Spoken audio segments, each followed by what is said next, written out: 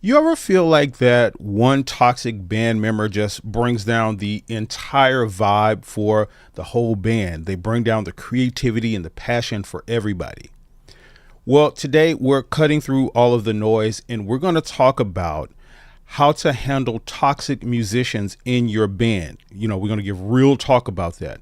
We're going to talk about how to identify toxic behavior and handle it in a way that benefits everyone. Now, I want to jump into this by talking about understanding toxicity in a band, because I think this is important for all of us to understand so that we are not just labeling other musicians and other people as toxic simply because we don't like the way they breathe or something like that, because I know we can tend to do that sometimes. So what a toxic musician is in the context of what we're talking about is a toxic musician is someone who negatively impacts the band's dynamics, morale, and progress. Someone who negatively impacts those things. So it's generally that person that just doesn't do what they're supposed to do. They're always contradicting everything, all of the rules, everything what everybody's supposed to do, and all of this kind of stuff, right? This is that kind of person. So they usually have these signs. Usually the signs of a toxic person in a band is they lack commitment. They miss rehearsals, they miss gigs. They don't really have any sort of thing for authority in the band. They just do their own thing. They do what they want to do.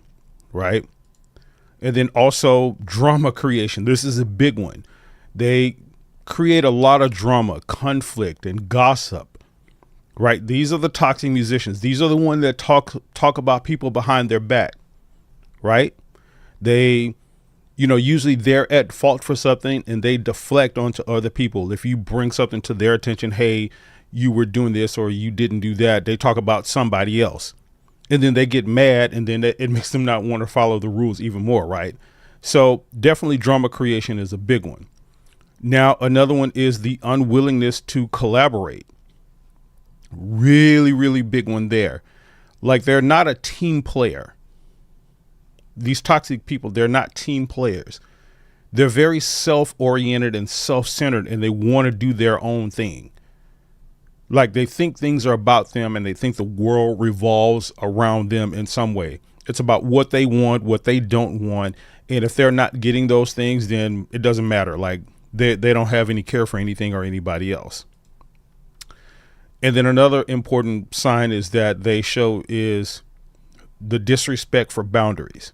And this is a big one. There's one of the things I always recommend for bands and teams and musicians and stuff like that is to have boundaries. And what I mean by boundaries are rules. Like you have rules about what's supposed to be and what's not supposed to be and how everybody's supposed to interact and act and all of that kind of stuff. And when you have someone in your band or even more than one person that doesn't have respect for these rules and boundaries, they're definitely a toxic person. I'll tell you a story about a person we had to fire not even 2 years ago from one of my bands that I perform with. And this person literally showed all of these signs here that we're talking about here: the lack of commitment, the drama creation, the unwillingness to collaborate, disrespect for boundaries, and all of that. This person just really, it got to the point to where these things went to the extreme. And it was a situation where like we would be on stage performing, and this was an instrumentalist. We would call for them to do a solo, like on a song or something like that, an instrumental solo. They would just be like, no, I'm not doing it. So imagine you're sitting in front of people performing, and then, the vocalist is singing like, yeah, come on, such and such, like, give us something. And then that person is just like, no. Like, imagine that happening. And then imagine the way the audience is looking at us, and imagine like how we have to respond to that as a band to kind of keep it going and like just kind of play it off and make it seem like it's not that big of a deal. So this person started doing that. They also, showed these signs of like missing and not showing up on time for particular things. We had some gigs where this person would show up like an hour late. an hour late, like for not even for our setup time and for our sound check time. I'm talking about an hour late from show time. We're starting to perform at 7 o'clock. They're getting there like 8:15. And then get this. It's the funny part about it. They would get there. You remember I just talked about how these toxic people think the world revolves around them. This person would get there and act like everything needed to stop to accommodate them. Like they needed to get a sound check in. They needed to have their stuff right. And if stuff wasn't right when they got there, it was like, oh, what is this? They would be mad about it. It was like you're late. Like no respect for boundaries or authority or anything like that at all. Another sign, one of the other signs I talked about was the unwillingness to collaborate. One of the things that we in pretty much all of my bands that we kind of prioritize is what's called the front line of our band, which are the singers and the dancers or, whoever we have in the front line of the band, because those are the people who are who are seen the most in their performers. And this person I'm talking about is on the front line. So the front line would have to collaborate to, rehearse dance steps, get outfits and all of this stuff together that they were going to wear. And this toxic person I'm talking about, they had no care for any of that stuff. They would say, hey, we're going to wear these outfits. We're going to wear these colors or whatever. This person shows up in whatever they want to show up in. There was a couple of times where this person left one of our gigs early to go do another gig with someone else and expected to get paid their full amount. Like it's that kind of stuff, right? And I know you guys can relate to what I'm talking about. Like this is that kind of stuff that happens with these, kind of people that we're talking about these toxic people. And, a lot of times it doesn't go to that extreme with a lot of us who deal with musicians and bands and stuff like that. That's a really extreme version, which is why we had to fire the person, because we gave them all kinds of leeway. And, it just ultimately came to us having to let them go. But on a lesser note, there's stuff like, it usually happens around the drama and conflict creation. Like they gossip a lot. They talk about people. They don't do what they're supposed to do. They want to do things their own way. They're very non-agreeable, right? You put out a set list and, these are the set list of songs we're going to do. And then this person has a problem with all of the songs on the set list. Why are we doing this? Why can't we do it this way? Why can't we do this? Instead of being a team player and collaborating with everyone. That's most of the time, that's the kind of stuff that we're dealing with. So we're going to talk about, how to deal with these kind of band members. But you guys, let me know what you're thinking in the comments. I'll go over here and see what you guys are saying really quick before we move on. MJC is here saying, I definitely need to hear this. Yeah, man, this is a thing for all of us. Megatron Man is saying missing rehearsals is not always toxic. Sometimes people have personal problems they're dealing with. Yeah, that's true, Megatron Man. It's not that. This is why I talked about in the beginning about defining what we mean about toxic people and all of that kind of stuff. It's not toxic because you miss a rehearsal or even because you miss a gig. It's basically how you're dealing with those things. We can all be understanding if we have a rehearsal set and you have some family issue going on where, I don't know, your spouse, was in a car accident or your child got stuck at school or something like that and you got to miss a rehearsal. That's not a toxic person. You got to go take care of your family. And that's something that's taking priority. That's not what we're talking about when we talk about toxic people. We're talking about people who just really have no authority or no sense of being a part of a team and missing rehearsals just because they miss rehearsals, because they don't feel like being there. We agree that we're going to do this. We said we were going to do this at this time. We need everyone to be there because we want to rehearse for this show. And you just don't show up because you don't feel like it. And then you make a pattern of doing stuff like that. That's what we mean by toxic people and toxic behavior. Megatron Man is also saying diva behavior. Yeah, absolutely. What I was describing. Grimrock is saying, I'm late, but here. Hello, Mr. Terrence. Hey, Grimrock, thank you for being here. So we're going to move on really quickly, though. There's a new segment in these live streams that I wanted to add today. It's going to be a little fun segment that we do called Rate That Gig. What I'm going to do is, this is going to be really cool. I'm going to name a gig scenario. Like if someone calls you for a gig and offers you this particular gig, I want you to rate this gig and tell me what you would charge for it and if what they're offering is fair. Got it? All right. So here we go. I'll give you 3 scenarios. The first scenario is a local bar wants you to play a 2-hour set on a Friday night. So you get a call. Hey, can you come to our bar and play a 2-hour set on a Friday night? They offer $200, $200 flat rate. The question is that fair, or should you ask for more? What do you think? Is that fair, or should you ask for more? Again, the situation is a bar calls you to play on a Friday night 2-hour set for $200 with your band or whatever. Is that fair, or should you charge more? You guys let me know what you're thinking in the comments. I know there's a little bit of a delay between what I'm saying and you guys having to type. So you guys let me know what you're thinking. That's scenario 1. Okay, got a couple people saying not fair, definitely would charge more. It's an okay price. Okay, what are you guys thinking? You tell me, guys. Tell me what you're thinking. 2-hour set, $200 on a Friday night.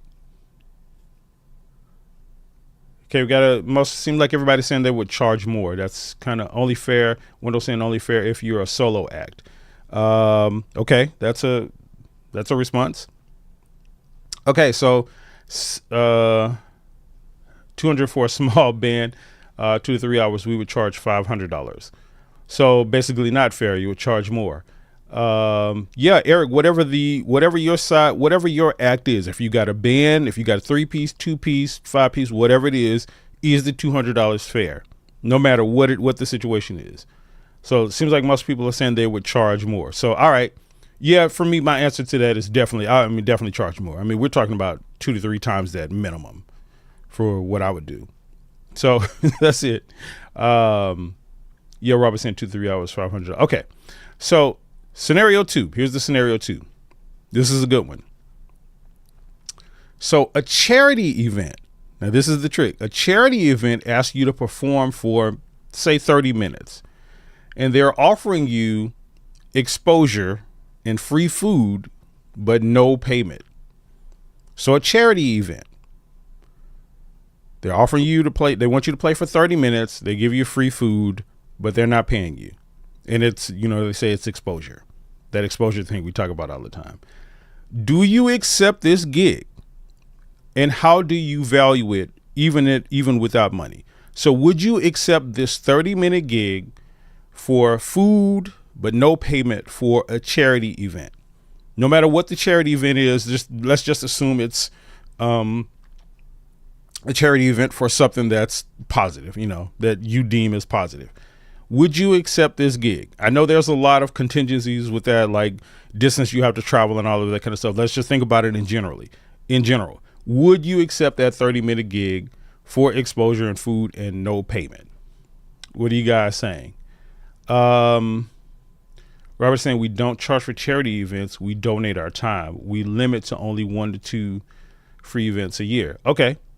But this one in particular, Robert, 30 minutes. Would you do this one? If it's outside your 1 or 2, or even if it's inside of your 1 or 2 charity events that you do per year, would you accept this gig? And how do you value that? Like, is that worth your time? Wendell saying no, sorry. I hear you, man. It's fair. Robert saying, yeah, if all members were on board, you would do it. Okay. That's fair too.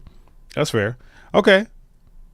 Eric is saying if we support the charity's cause and they're supplying a sound crew PA, we would consider it. Okay. That's fair too. All right. I get it. Me, that's one of those things too. It would kind of depend on the logistics of it. I live in a really big city. I live in the 4th largest city in the United States.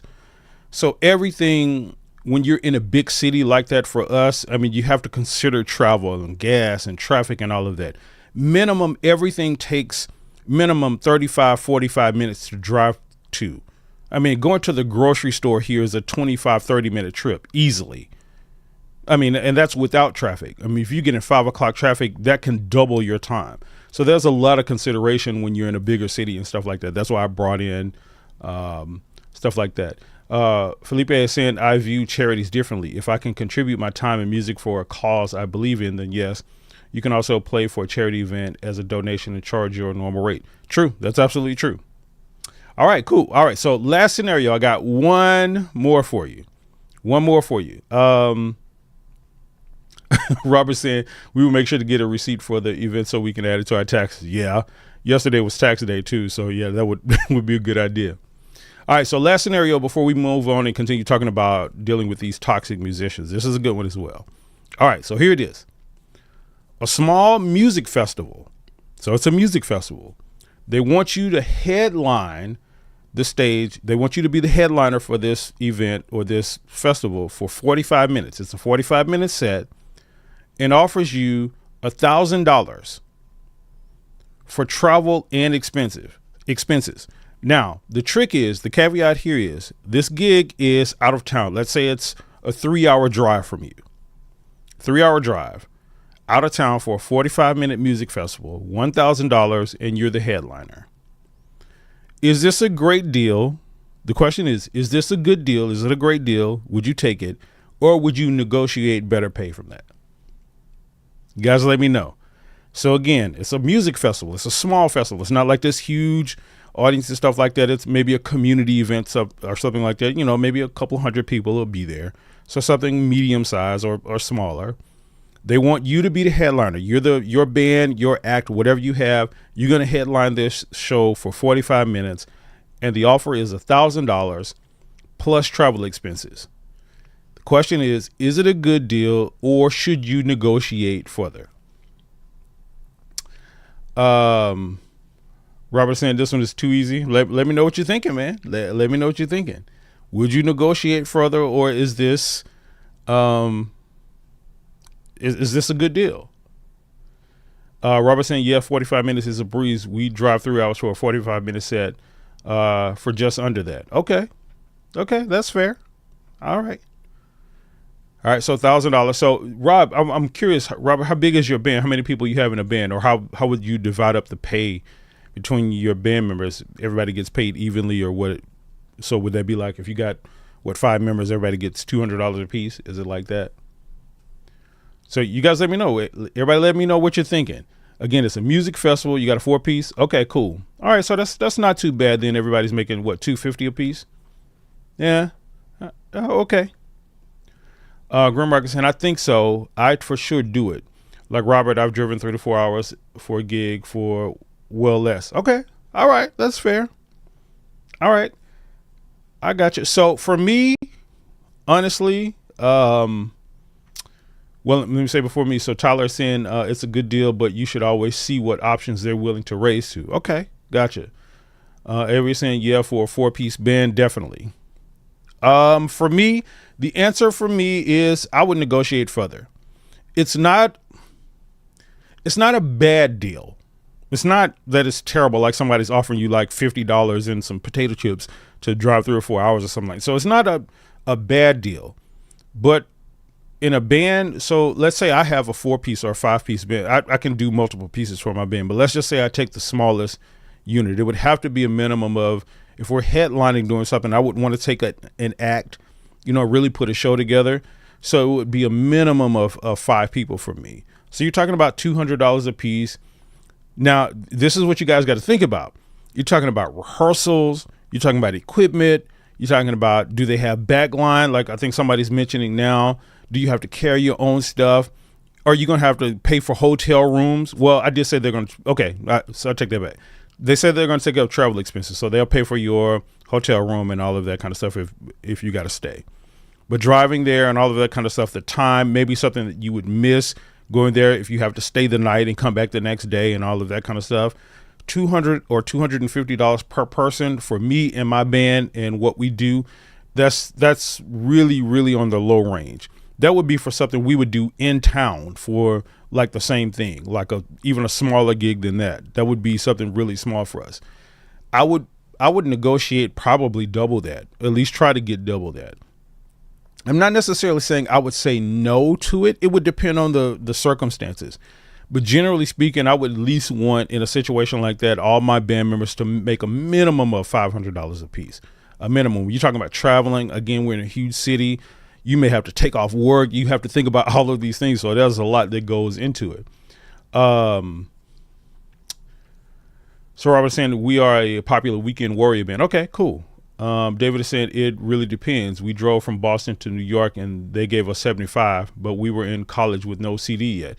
Yeah, I mean, okay. So that's what you're right about that, David. So like in college for me too, I mean, we all did crazy stuff. We were just wanting to do road trips. We didn't even really care about getting paid. We just wanted, hey man, let's go have some fun. Let's go meet some girls at this other town we were going to. So that's what it was about for us. So you're right about that. It does depend. Felipe is also saying it all depends on time and date. But for my 4-piece band, I would negotiate a better rate and deposits if they provide sound, backline, and sound engineer, etc. Depends on what else is going on too. Yeah, that's kind of what I'm saying too, Felipe. Like it just kind of depends on the situation for me. Now, I mean, you tell me it's going to be some, I don't know, some. Okay, I'm not going to say what I was about to say. This is where I engage the filter between my what's in my head and my mouth. I was going to say something, so I'm not going to say that. But anyway, you're also saying I would also maximize it and make content and record audio for. Yeah, being a headliner is a major plus in this scenario, but all depends on the level the band is at in their career. Yeah, that's true. It's absolutely true, Felipe. Eric is saying if it's 3 hours each way and it's a good destination, it's of interest but not amazing unless we wanted to go there anyway, like a beach weekend. Yeah, I get it. That's kind of what I'm saying too. Like it would really depend on a lot of those factors, like, you know, where it's going to be. The thing I was going to say in my head that I'm not going to say has to do with like who's going to be there. So that's as far as I'll go with, like what type of people are going to be there, that kind of stuff. So yeah, it really depends. So yeah, that was a fun game. This is something I'm going to add in all of our live streams from now on, these gig scenarios, and I want to see how you guys react to them. The good thing about this is this does get us thinking about like how much to charge for these gigs and what everybody else is doing, because it gives us some insight into how to deal with these types of common situations that come up for all of us. So Felipe is saying, curious on how you would negotiate a better rate. What would you say? Yeah, that's a good question. I mean, if it's headline, I would just use common negotiation tactics. I would, start by, letting them know that what they're offering is, a little bit lower than our normal rate than what we charge. And that's absolutely true. It's below our normal rate for something that we would charge like that. We're willing to work with you, but we want to see if we can, negotiate a little higher, just like basic talking to people, because we want to be able to bring you value. This is my biggest thing with negotiation tactics is when I'm negotiating, I communicate value. I let the people know that the reason I'm asking for more is because I want to bring you a high level of value. So I start talking about like what we're going to do, what we're going to bring to the event. Like we're going to put on a show. We want to get your audience talking about this and coming back and signing up for this event when you have it next year, the next time, right? So like all of this, whatever those things are, we're going to bring this equipment. We're going to have our own stuff. You don't have to do this. We want to provide this, or we want to, these kind of things, whatever the value is we're bringing to the table. Those are the things that I would do in the terms of negotiation. Robert is also saying the money earned from our gigging endeavors is supplemental. We'd starve if we went full time. Yeah, I get it, man. I get it. All right. So cool, guys. Let's move on. Let's talk about now the best tips for handling these toxic band members that we've been describing, and, these people that have no regard for authority and all of that. The first tip is to recognize the root causes. This is really important, guys. So lock in right here. This is really important. I talked about this in the beginning a little bit, but I really want to bring this home. We got to understand why this is happening, like why this toxic behavior in this person is happening. Is it stress? Is it insecurity? Is it personal conflict and all of that? And then we want to approach the situation with understanding. Again, super important. Hear me when I'm telling you this. We don't want to get to this point. We live in a world now where what I call like a zero-sum world or like an all or none world. Like we label people as these things and we don't think about any sort of gray area in between. right?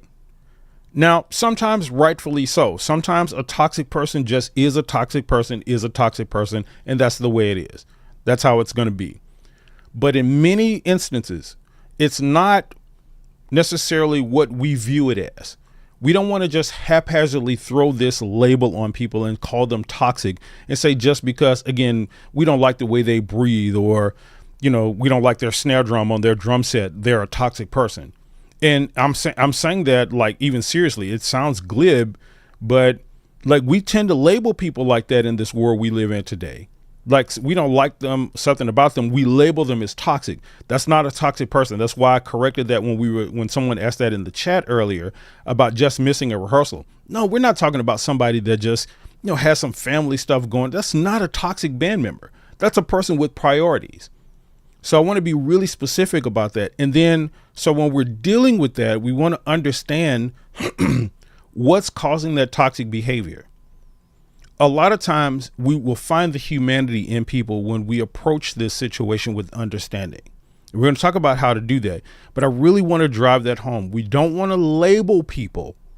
We don't want to give people these hard labels and just label them as someone toxic until we dive deeper into the root causes of what may be causing it, because it could be something as simple as a misunderstanding. Somebody got angry. Somebody thought somebody else said something about them, and now that person is holding animosity, so they're acting out and all of that kind of. It could be something as simple as that.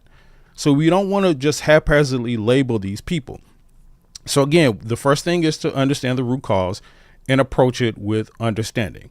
Now, from there, the second tip is we want to set clear expectations and clear boundaries in our communication. So the communication portion of it is the key. A lot of times we're dealing with these quote unquote toxic people that we're labeling as toxic. We're calling them that without even trying to talk to them or communicate with them. So communication is key. So what you want to do is set roles, responsibilities, and professional boundaries.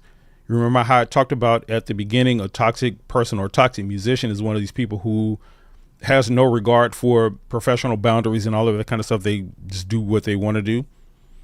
So you want to have these professional boundaries set. So you want to have a meeting to agree on the band's vision and rules. This is an area that I think if most bands and teams and stuff like that did, it would solve, 75, 80% of all of these types of issues that come up. Because once you have these boundaries, and I'm talking about doing this in a way that everybody understands and everybody not necessarily agrees with, because you're not going to have 100% agreement with your whole team ever, probably. If you do, that's a lucky situation. But everybody has buy-in. So an example of that would be if you're going to have a meeting with your band, you're going to sit down and say stuff like, listen, I really want us to be a better band. I want us to achieve great things. I want us to, have our music on point and all of that kind of stuff. So I'm having this meeting. I want to talk about in this meeting things that we can set in place that we can kind of agree on that's going to help us get to that point. You see how approaching it from that situation is a better situation than the way most of us tend to do it. We have meetings to point fingers. That's generally what we do. We'll set up a meeting and say, you're not doing this. You need to be doing that. You should be doing this. And you. Versus the thing to where we approach this situation with, hey, we're all in this together. And our goals and objective is to get to this point, and I need 100% buy-in on this objective. We may disagree about how to get there, but we got to put some rules and boundaries in place to help us get there, and then we'll change or alter those as we go along. You see how that's working? So that's the way you want to have, that's the tip 2. You want to set those clear expectations and boundaries. Now, from there, you want to have an honest conversation. Have an honest conversation and address the issue or issues directly. So you don't want to ignore toxic behavior. You want to address it calmly and respectfully. And here's how to talk about it. This is a way, this is a sort of a calm way to talk about it. You say, hey, I noticed you've been late for rehearsal, since we were talking about rehearsals, for example. Hey, I noticed you've been late for rehearsals. Can we talk about what's going on? That shows that you're concerned not only about the situation and the behavior that's going on, but also them as a person. You're not projecting on them. You're not saying like this is why it's important, why I corrected what was said in the chat earlier about, someone missing rehearsals and automatically label them as toxic. This is why you approach the situation that way, because you're not going to automatically just assume that they're toxic or something is, wrong with them, or they just don't want to do this. And they're all of this kind of, you don't want to automatically label people like that. So you want to approach it in that manner. So I just this past week, literally not even a week ago, I had a sit down with a couple of my band members about some things that have been going on in our band. It's stuff, it's not what I would call toxic behavior. And this is why when I approached it, I didn't approach it as toxic stuff. It was just some stuff that we need to tune up, tighten up on, because we do this a lot. And when you're in situations like this, where you do this a lot, you do the same types of shows and songs and stuff over and over and over again, we have a tendency to get a little relaxed in striving into, getting better and all of that kind of stuff. And sooner or later, that when you stop pushing and you stop, going for excellence, it catches up with you and it starts to show. And that's what was happening with us a little bit. It was, we've been doing this for so long. All of us are professional, all this kind of stuff. So we can do this stuff in our sleep. So, but because we wasn't pushing, the sort of standard was dropping a little bit.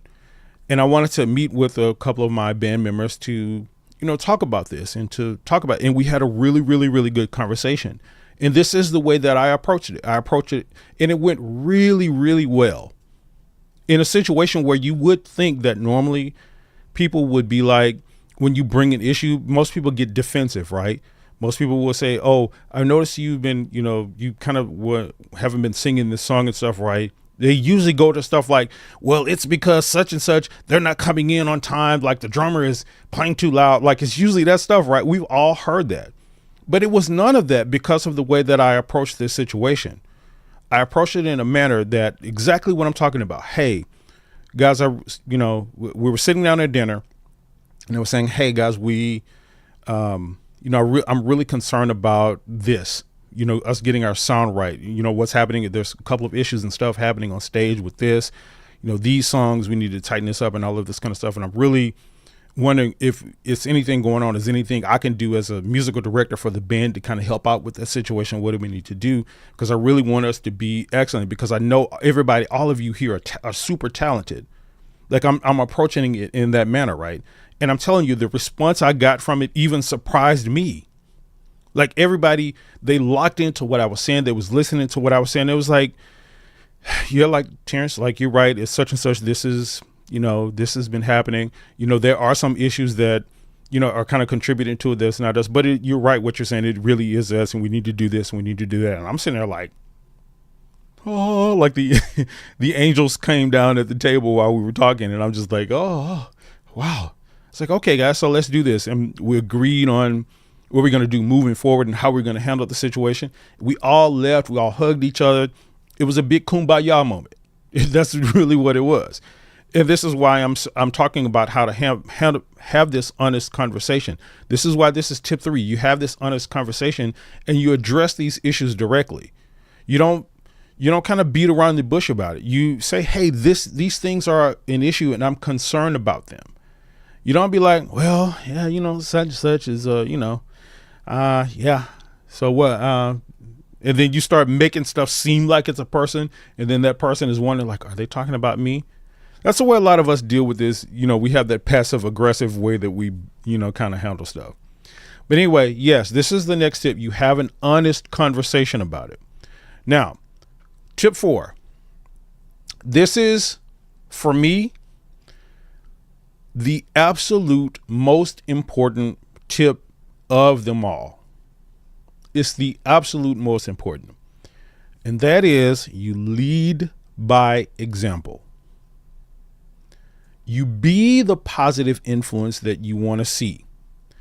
Now, listen, this is not just some platitude or some saying. This is absolutely true. So I told the story earlier about the person we had to fire from our band a couple of years ago. And one of the most disheartening parts about having to let this person go is because early on, this person was one of the leaders, sort of the authoritative leaders in our band. They had seniority, because they had been there so long. And when we would bring new people to our band, they would look to this person a little bit, and look to all of the authority figures in the band to be examples of, the stuff that, or the behavior that we wanted demonstrated, right? Or that we wanted to see with the band. They would look to this person, and this person started doing the opposite of those things. So let me give you an example of what I mean. So we have a policy, because we do a lot of corporate events, a lot of corporate gigs and stuff like that. And those gigs are very serious. Like people, the amount of money that we charge for those events, and the event coordinators and all of that kind of stuff, when they're paying that kind of money, they want a professional product, and it's a lot of no nonsense. So one of the policies that we have in our band is that on gigs like that, we're not allowed to bring outside people in. So you're not allowed to have a guest, not even your spouse. So you don't bring people to the gigs. You don't bring people to these corporate gigs. That's just not how it works. You don't bring other people in and they're in the break room eating food. Like, you don't do any of that, right? So we had a situation where another person in our band, and they were new, they brought someone to the gig. They brought their partner with them to one of the gigs. And this person that we had to let go went and said something to them about it. They went and said, hey, we're not supposed to have anybody at the gig, so you might want to, take care of that situation, really quickly and all of this. Well, what happened is the person that brought their partner, they didn't listen to this person that we had to let go, right? They was just like, whatever. And the reason they did that was because the person we let go wasn't leading that by example. That person pretty much on every gig would bring someone with them, a family member or something like that. They would have someone with them. So how do you, as a person that's doing something that's not supposed to be, you're not supposed to be doing, go and tell someone else they're not supposed to be doing it? This was another reason the whole thing kind of came to a head and we had to let the person go. But I'm telling you, listen to me when I'm telling you this. When you lead by example, when you demonstrate the behavior that you want the other people in your band and on your team to abide by, it's a game changer. When you want to, you want your band members to be on time for rehearsals and gigs and all of that kind of stuff, you damn well better be on time for them yourselves consistently. And that's just how it works. So again, we're leading by example, and you want to be the positive influence. You want to be respectful, you want to be reliable, and you want to be supportive. Lead with a positive attitude, because your attitude and your behavior can set the tone for the entire band. Not only, I'm going to go further. It not only can set the attitude, it does set the attitude for the entire band. Seriously, the people who look to the people who are the seniority figures in the band or the authoritative figures in the band, if you're a band leader, you're a musical director, or you're the person who's just been in the band the longest and everybody looks to, you need to be demonstrating that behavior before you go and try to, one, label someone as toxic, and before you try to go correct their behavior. It can't be a do as I say, not as I do thing.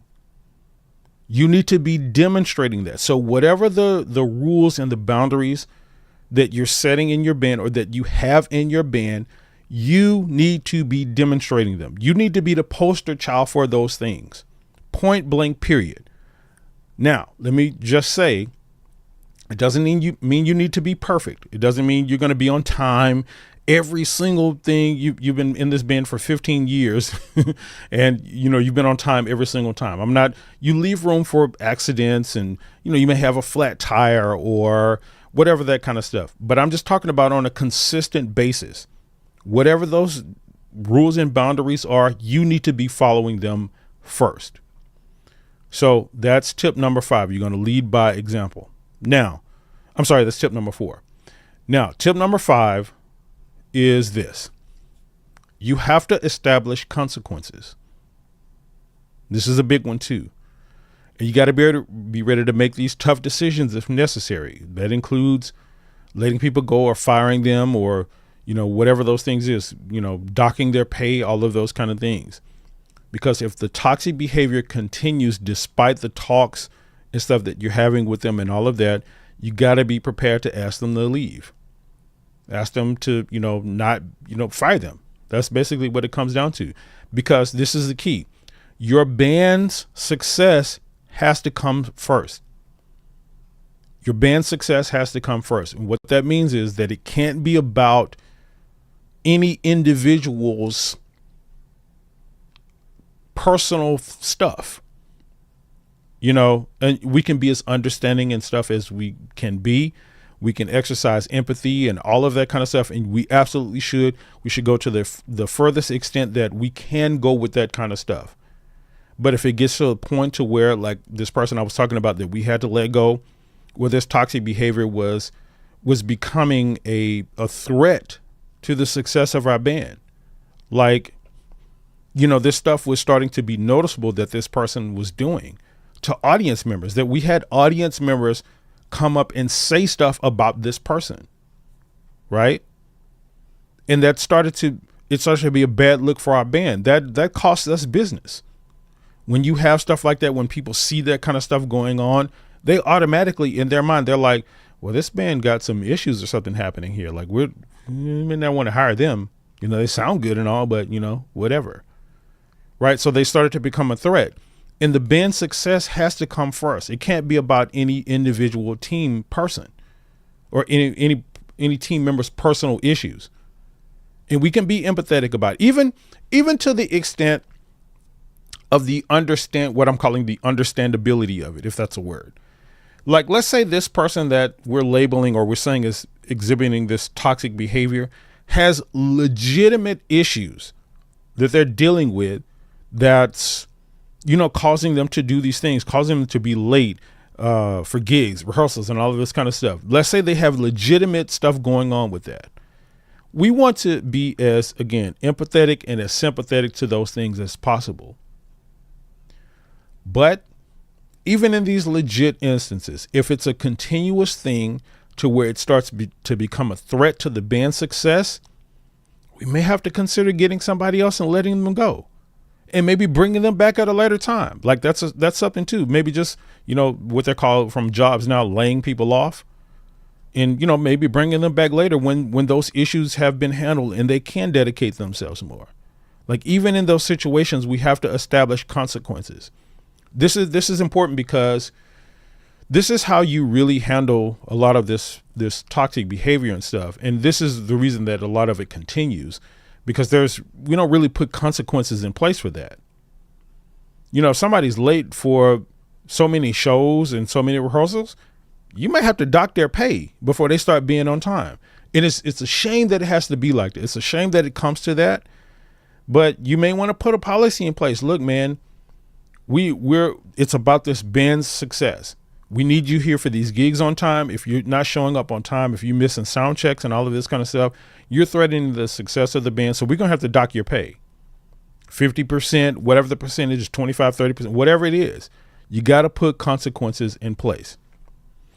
So, my friends, this is how you handle toxic musicians in your band. This is a great way to start approaching these situations and to think about them.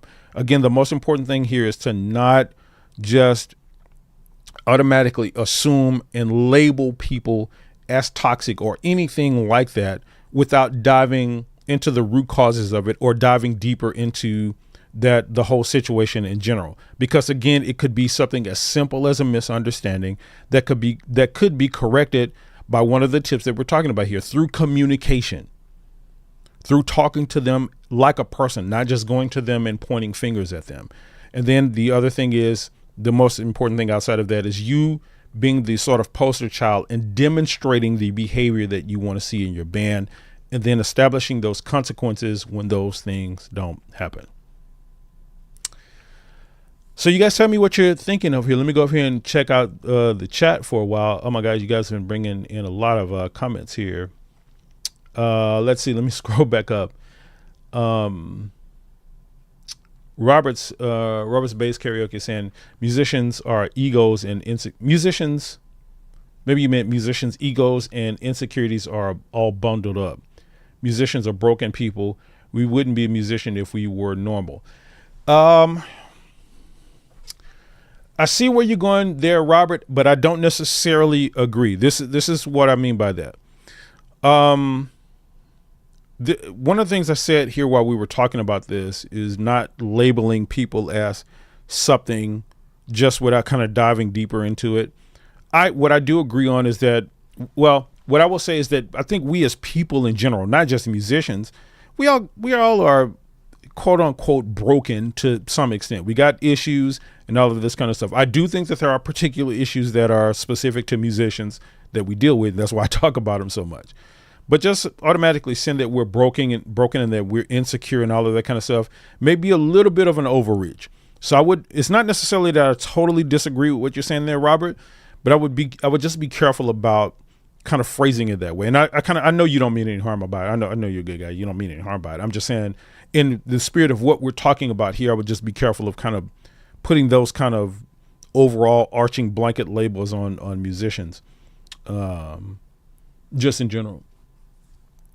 MJC is saying, if a band member misses multiple consecutive practices, do you suggest talking to them or just kicking them out? We have a group me chat. It's always talking to them first. As a matter of fact, and this is something important too. This is a good question, MJC.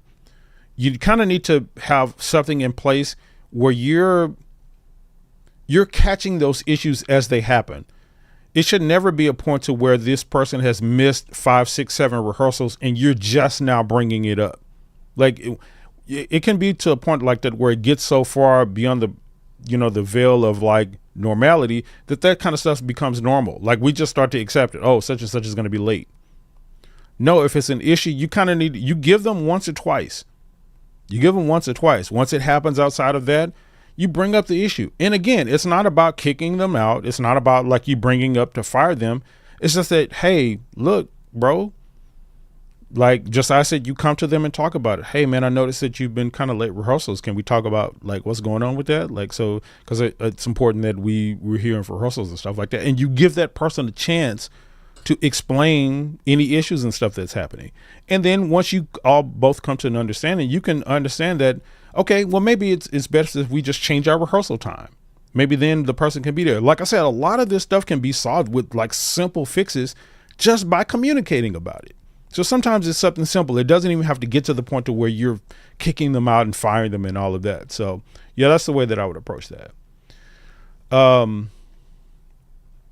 Ace is saying, there are moments where my band can be too much for myself to handle. I've popped off on a bandmate because I was exhausted of having to re-explain why bad mouthing sound engineers is a bad idea. Yeah, I get that. There's been a couple of times I have one situation that comes to mind for me where I instantly regret it once I popped off like that one time with my band. This is, I guess it's about 7 to 8 years ago now. It's got to the point to where I was really, really, really frustrated with some stuff that was going on stage.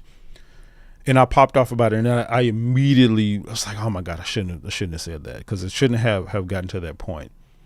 So I definitely understand that. But what was the issue was, what should have happened was it shouldn't have gotten to the point to where I had to do that, and it was because exactly what I was just telling MJC about this. It's because I didn't handle it soon enough. I waited till it got like really, really bad, and then it built up and started bothering me. And then all of a sudden at the end of this gig, I just popped off on everybody. Like I waited till it got to that point, and that's what I instantly regretted about it. I knew that as soon as I walked away, I was like, oh, shouldn't have said that. I shouldn't have popped off like that. I shouldn't have said the things I said, because now I'm coming off as like an asshole because, like, of something I could have corrected a lot sooner, right? So I think that's important when we're talking about these things. It's like if you get to that point, not allowing yourself to get to the point, whatever the issues that come up, start just dealing with them immediately. Now, I know it's different for us who've like been doing this for a long time, and then you're dealing with people who've been doing this behavior for a long time, but you got to just start thinking about starting it from day one. Start just in your mind, I'm going to go into this with a clean slate. If this behavior happens, I'm going to consider this the first time it happened, and I'm going to talk to them about it. Right. So start thinking about it in that way, and I think it'll be a lot better of a situation. Aisha also saying, how can I be a positive model when I have my own moments of weakness? Yeah, and that's a really good question, Ace. And thank you for sharing that. That's a moment of vulnerability that I think is important. We all have that, so you're not alone in that. And what I want to kind of respond to that in a way, I want to say that it's not about being perfect. It's not about that you're going to be perfect, that you're going to show up, and be this big role model the whole time. You're going to be on time for everything. Your music is always going to be learned. You're going to be the perfect. It's not about being that at all. And I don't even think anybody expects you to be that. I think what it's about mostly is just the continuous demonstration that you're striving to be, and that you're putting in the effort to be that. Like nobody's going to blame you when they know your heart. So like let's just say you have a meeting and you have one of your musicians, if you're the band leader, you have a meeting, you call a meeting, you got a person that's running late. But in the way that person handles running late is they call you and say, oh man, I'm so sorry that I'm running late. Like I had this going on. I was really trying to get here. I was trying to get there on time, but I had this happen. Then the traffic happened. Then I had a flat tire and all of this kind of stuff. Please forgive me. I'll be there I'll be about 15 minutes late, but I'll walk in. I'm going to be ready. I'm going to do all of this. Right. And then that person gets there. Once they get there, they automatically lock in. They're receptive to what you're saying and all of that kind of stuff. You see how a person like that, they made a mistake. So the mistake is not gone. But the way that they handle it, like you would definitely be more receptive to that. You probably just be like, okay, bro, like you was 15 minutes late. We'll wait on you. For a person like that, that's the type of person I'm talking about being, versus the person that's late and they just show up like arrogant, like, yeah, y'all needed to wait till I get here. I'm gonna be here when I want to. Like you don't accept that kind of stuff. So I'm giving that sort of example to say that you don't have to be perfect. It's not about showing that you're the strongest person and that you do everything right the whole time. You can have your moments. We all have them. I have them all the time. I just described that situation where I just talked about I popped off at my band, a time or two. So we all have those moments. It's just about, again, if you fall off on the horse, get back on it, start riding it. You may fall off again, get back on and start riding it. It's just that process over and over. So I hope that helps, Ace. Let me see. Let me go down from there. Robert is also saying, I've gone through musicians in the 3 years we've had a band, lost some due to not being able to embrace tech, in-ear, and click tracks. Lost one musician due to religious beliefs versus song selection. Yeah, that's a thing, man. I get that. I totally understand that too. It's totally understandable situation. It's why it's important to, again, I think when we have for our bands now, have what's called an onboarding process. Like when we're bringing people into our band, like there needs to be an onboarding process for them to get acclimated to everything that's going on. So one, it's kind of like having a job description. So when you're hiring a drummer and, your band uses backing tracks and in-ears and all of that kind of stuff, that needs to be in the job description. Hey, we need somebody that's a good drummer that knows how to play with backing tracks and all of this kind of stuff. Now, I'm not necessarily telling you to put out a job description. I'm just saying that when you get someone in, a potential person that's going to be with your band, like let them know all of those things up front. Ask them, hey, are you acclimated with this stuff? Do you know how to do it? Or what are your, do you have any issues with this kind of stuff? So that way, at least if you know, even if you still decide to hire them, you as a band, you kind of know how to deal with it now. You may need to say, okay, what we're going to do is I'm going to give you a set of in-ear monitors and stuff like that, but I'm also going to give you like a stage wedge, a regular monitor until you get acclimated to these things. And I'll give you, I don't know, 4 or 5 gigs to do that. And you let me know how we can deal with that if anything needs to happen beyond that. Again, a lot of times it's just about putting these things in place to help people out, to help everybody grow, and not, again, just automatically assuming that people are bad musicians or toxic people and all of that kind of stuff. And I'll say about the other thing about, I just dealt with, this was just a few weeks ago, not even a month ago, where we had a sub singer for a gig in my band.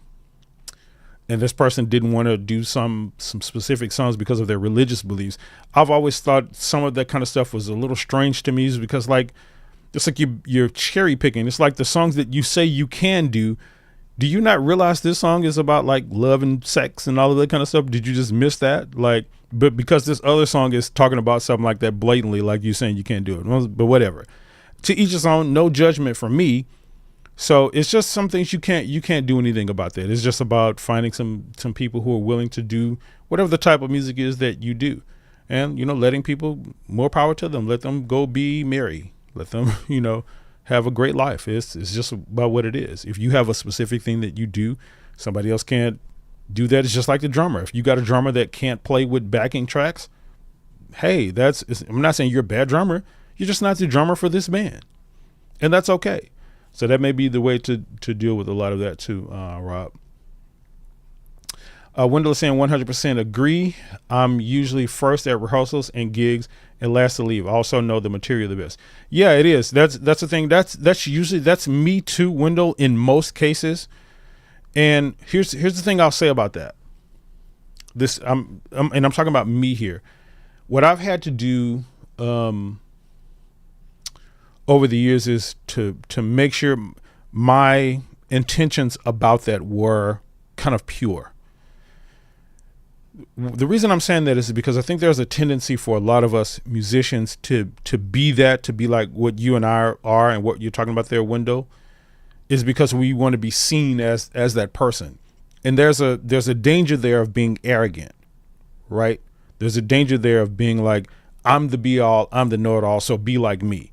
And again, I'm literally talking about myself. I've had to just kind of be intentional about like making sure the reasons that I'm the person that knows the music the best and that's on time and all of that kind of stuff the best is because I'm striving for excellence for myself. And I want the things that I'm involved in to be excellent. It's not about me being I'm the crap, right? Be like Terrence, right? So, but it is again a great thing that when you're that person, because you're modeling that behavior. And then when other people can see that, when you have to go to other people and say, hey, let's talk about you not being on time, you can speak from a place of authority because you're the person that's on time. So something that's really important. Duranio, I'm sorry if I'm butchering you. Is that how, let me pronounce it, Darinao. So Duranio or Dariano. I like that name. It's an interesting name. That's why I'm taking my time to do it. Okay. So you're saying this is a great leadership workshop, Terrence. Thanks a ton, man. Oh, my pleasure, man. This is just stuff that I've learned over time, man, just by being in the leadership position in these bands and a lot of the stuff that I do that have been like the most effective and the stuff that I've seen not be effective. Again, approaching the situations and stuff that just not productive for anybody. I talked about it at the beginning, how this presentation was going to be about, that in a way that benefits everybody. You remember this slide here? So how to identify toxic behavior and handle it in a way that benefits everyone. So I think that's the mark of a true leader and a good leader, when you're able to just kind of implement these things that benefits everybody. You're not just about self. So thanks for putting that in, man. I really appreciate it. MRC JJR saying, man, from personal experience, church musicians are the worst in skipping rehearsals. Look, man, I will just say I cannot totally disagree with you there. There is, like I talked about earlier, I never try to put a blanket thing over any group of people like that and say that there are these things, but there's a lot of that happens. Now, let me say this. Since we're on the subject of rehearsals, I did a whole video about editorial about rehearsals. I think like last year before last. It's one of the more popular videos on the YouTube channel. And here's the thing I will say about rehearsals. I hate rehearsals now. I literally hate them. Now, I will show up for them in most cases where I've been asked to do that and it's part of the pay. I will show up for them, but I hate them, man, because when I tell you, like, nobody has a sense of rehearsing correctly anymore at all. Listen to this. This is the typical situation. It's Monday, or let's just say it's a Monday. You get a call. Hey, Terrence, are you available to play this gig Saturday night from such and such time, and it pays such and such money? I'm like, okay, where's it going to be? Oh, it's going to be at this spot. You got to bring your keyboard. You got to bring your drum, whatever I'm playing. Okay, I'll agree to do that. Cool. I'm going to send you a set list. Now, mind you, nothing was said about rehearsal. The next day, probably on Tuesday, I get a set list with the additional text message that say, hey, can we rehearse Wednesday and Thursday night, or Wednesday night? And I'm like, well, hold on. First of all, rehearsal wasn't a part of this agreement that I agreed for this price for. That's first of all. So that's the first thing about people talking about rehearsals. They never tell you about rehearsals when they ask you to do the gig. That's first of all. That's reason one. Reason two, you get sent a set list of a song that you're going to do for a 3 or 4 hour gig. It's got 40 songs on it. You want to have a rehearsal on a Wednesday night, one rehearsal to go through 40 songs with people that you've thrown together a lot. The good thing about a lot of us musicians is we are professional enough to kind of be able to get the stuff down and play with each other. But a lot of times it's the musicians that haven't played together before and all of that kind of stuff. But even if you have, you've rented out a place, a recording studio or a band rehearsal place for 2 hours, and you want to go through 40 songs. You want to try to talk about adding transitions and breaks and all of this kind of stuff in 40 songs. Not only that, you want to have a rehearsal with this set list of songs that all of us have played 100 times before. You want to put Mustang Sally, or even let's talk about, and I'm talking about, I know you were talking about church stuff, but MCR, but I'm just talking about it in general. But whatever the songs are, you want to put the typical stuff that everybody knows on this set list, and you want to have a rehearsal for that. It's like this is so purposeless. So that's second reason. The next reason, we get in rehearsal, we're trying to go through all of these songs. Somebody's showing up late. So, you can't go through them until everybody gets there anyway, or whatever you're trying to add or take away from them, you can't do them. Then you got, nobody's like actually sitting like, hey, let me record this on my phone so I can go over it for the rest of the week. None of that is happening. So we're literally in the rehearsal just talking about, oh yeah, let's take this from the top. Oh yeah, let's start here at the vamp. Let's take this from the second verse. I missed, and the vocalist is like, oh, I messed up my words right there. Can we start this over? What? So you messed up a lyric. Now we got to start the whole song over. Like it's just the craziest stuff to me. Then to top it off, we get to the gig on the Saturday night, and all of this stuff that we tried to cram in this rehearsal, 5% of it happens on stage. So literally we just wasted our time in a rehearsal. So that's, I know you again, MJ, you or MR, you were just talking about the church musicians and stuff like that, but you brought up the rehearsal, that triggered me. So sorry about that, man. I had to go on a rant for that for a minute. That's why I hate them. Versus, again, rehearsals that are structured, that says, hey, we got a 40 song set list and we know we can't do this. So let's just hit the stuff that's going to be the most complicated. You have the band person, the band leader, or the musical director. Let me go through the set list and just label the stuff that's the most complicated and say, hey, we may want to go over this one. We may want to go over these 4 or 5 or 6 or 7 or 8 and get that stuff done and concentrate on those, because everybody's going to kind of already know the other stuff. Right. So anyway, Uh, yeah, man. So let me see. Let me just scroll down too far. Yeah, I've gone down too far. You guys got a lot of comments here. Okay. Jeanette is saying, hey, Jeanette, thank you for being here.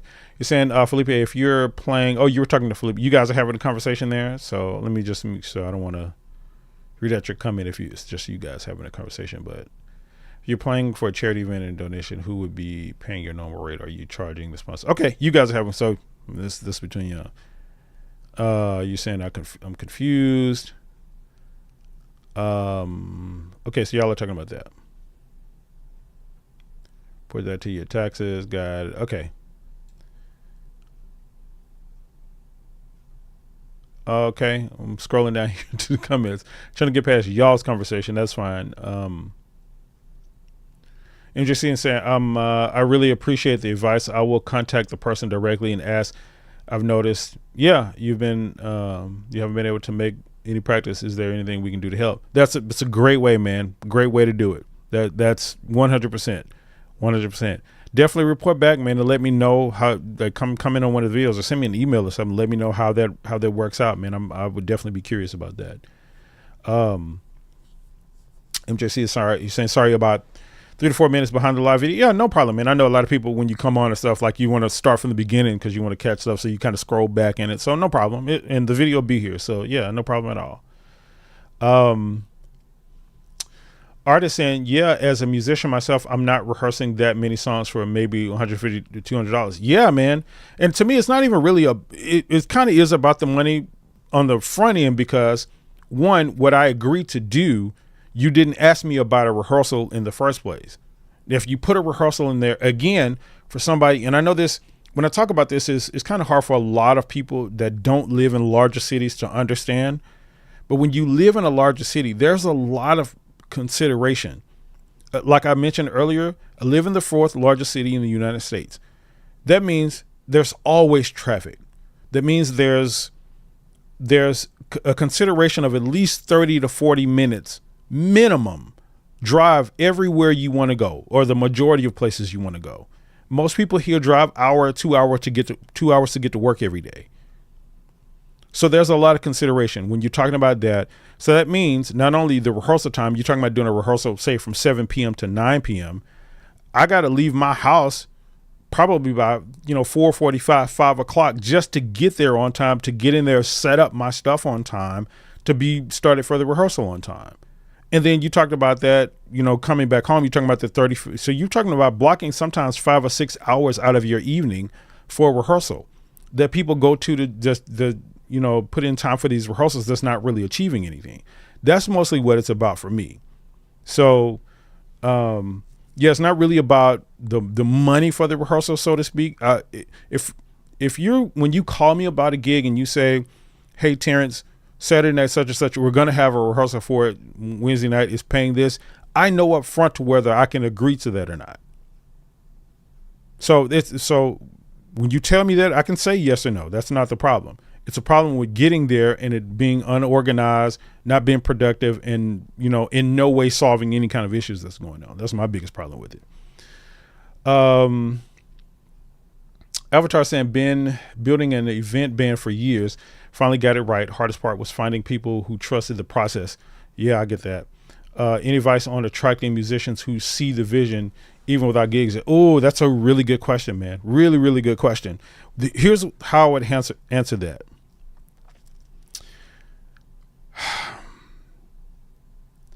I would say that the responsibility of the vision is on you. It's not on the person to necessarily get it, especially initially. Like a vision, when you're creating a team, this is something important for all of us to understand. When you're creating a team and when you're trying to get buy-in from people, it's on us as the people who are creating that to get them to buy in, to present that in a way that's attractive so that they understand it. Now, here's what I will say. So let me give an example of what I'm talking about. Let's say I wanted to put a band together today. I don't have any gigs lined up or anything like that yet. I just want to put a band together, start trying to get some gigs. That's already a challenge because nobody is going to want to come and there's nothing there for them to come for. Nobody just wants to get together to rehearse anymore. Oh, let's get together and go over a few songs together. Like, nobody wants to do that. So what I would do is I would first let them know, hey, I want to put this band together. I'm interested in doing this. I'm going to start working on, as soon as we put this together, I'm going to start working on us getting some gigs. I have some prospects I'm going to be looking at. I'm going to go here. This is what I'm looking at paying. If you're willing to work with me, and put a time limit on it. This is something that's important. If you say, what I want to do is just get us together a few times, and if you would give me a couple of months, maybe 90 days, for us to just rehearse, get acclimated, to get our product together, get our music together, give me that. I'll accommodate. I'll help out with anything you need to help out with. If you need some, I can, maybe give you $10 here or there for us to help out with your gas when you come. So you're actually offering something of value to them. You're not just asking something of them, right? That makes it more likely for them to buy into the vision of what you want to produce, or what you want to, the product that you want to create for your band. So, hey, I'll help out with this. Hey, I know you'll be coming from work, so we can do it at my house, and I'll cook something so you guys don't have to worry about getting something to eat. Even if it's not about hot dogs, right? That makes it easier for them to buy into the process. What happens mostly is we just ask and ask and ask and ask. Hey, I'm doing this, and hey, can you do this for me? Can you come do this? Can you rehearse with me? Can you handle me? Can you be with me until I decide to get some gigs, or I'm able to? And you're putting people at the mercy of what you're trying to do without providing them any value. So to answer your question, I think that's the biggest thing, to get people to buy in. Just figure out ways that you can be more valuable to them first, so that they automatically get that buy-in. Because honestly, especially a person, if you're talking about getting some musicians who are talented, who are professional and kind of know this stuff, they could go do that with anybody. So you need to provide them reason that they should be doing it with you versus someone else. They should be giving you their time. So, like I said, the biggest thing is just to not to do whatever it is that you can do to help paint that vision, to help them buy into that vision. Put the responsibility on yourself. Think about the things that you can, instead of thinking of it in the way that we normally, and I'm guilty of this too, but instead of thinking of it in the way that says, how can I get these other people to do what I want them to do? You see even how you phrase the question there. And again, I know you're not meaning it like this. This is just how I tend to think about it as a leader. Instead of asking, how can I get them to buy into me? You start asking, the question is, what can I do more of? What can I provide more of that will make them more likely to buy into what I want them to do, or the vision that I'm trying to do for this band? You see how that works? So I hope that helps. Let's see. Oh my God, you guys are dropping these comments in there. So that was Avatar asking it. Memphis Mike is saying, for cover band stuff, maybe 10 to 12 tunes for a rehearsal, about 2 hours is all I'm good for. Yeah, for me, I think that's a max too. Like, for if you're doing music, I guess it would be different if you're doing like original music where everybody kind of needs to come in and learn music. But again, you're doing cover band stuff like where everybody knows all of these songs already. Like, why do you need to come in and try to do? I don't even know why you need a rehearsal anyway with professional people. But again, that's neither here nor there. So I'm with you on that, Memphis. The Progressive Beast is saying, also some bands want to rehearse when there are no upcoming gigs or no gig schedule. Yeah, that's what I was just talking about. There's another apprehension of church musicians and working musicians in general. Yeah, man, absolutely. That's absolutely right. One of the things, since we're talking about church musicians, I know we have a lot of church musicians here too. One of the things that churches do now that's really popular, I talk to a lot of people about this all the time, but a lot of churches now do their rehearsal / sound check on Sunday mornings, like before the church service starts. And that's always been like a weird thing to me. Like, what? First of all, I don't know why you have to do a sound check every Sunday, with the exception of these situations where you may have some different team members and stuff coming in, and those specific people may need to do, sound checks and all of that kind of stuff. But to me, I like a set it and forget it kind of thing. Let's do a massive sound check. Let's come one day. Let's get all of this out of the way. Make sure everything is sounding the way we want it to sound. Everybody can hear and all of this kind of stuff, and set it and forget it. Now, of course, you may have to make tweaks and stuff, here and there about stuff, but you're in the same building, same venue and stuff Sunday after Sunday. But again, that's getting me on my soapbox. Let me not get on that again. But yeah, you're absolutely right about that, Progressive. It is another apprehension of a lot of that stuff where you don't have. This is why I was answering the question earlier to Avatar about when you put a goal in place and you put something in place for people to strive for, it makes them more likely to join in what you're doing. So when you can paint that, when you can say, this is a good one. So I'm going back to what Avatar was saying because Progressive brought this up too. So this is a good way to think about this, Avatar, and this is for everybody too. When you're talking about a vision, so Avatar asked a question about getting people to buy into the vision. I think from my experience, what I've seen mostly is that people don't even have a vision for people to buy into. Like what are you presenting to people? Like specifically, if I asked you, and not you, Avatar, but anybody, if I asked you to describe for me in a sentence or two, what is the vision that you have for your band that you're trying to get people to buy into? Would you be able to tell me?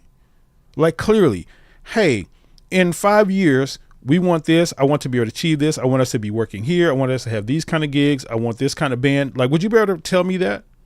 Like in a succinct way? So most people don't even have that. When you're talking about getting people to buy into a vision, it's just like this arbitrary stuff. Hey, come play with us because I want us to be great.